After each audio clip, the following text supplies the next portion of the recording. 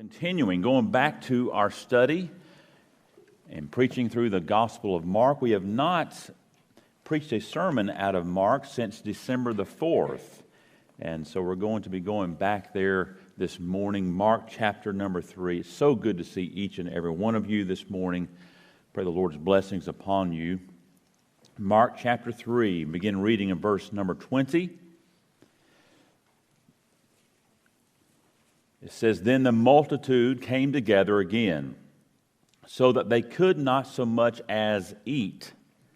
But when his own people heard about this, they went out to lay hold of him, for they said, 'He is out of his mind.'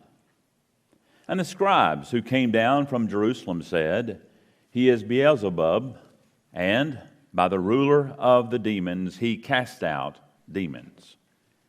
So Jesus called them to himself and said to them in parables, 'How can Satan cast out Satan?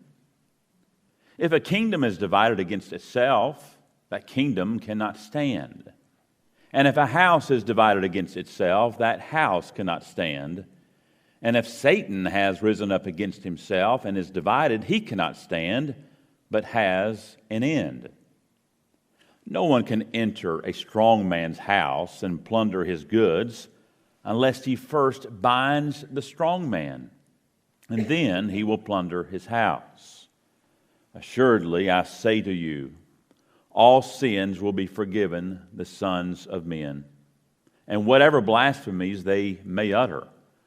But he who blasphemes against the Holy Spirit never has forgiveness, but is subject to eternal condemnation, because they said he has an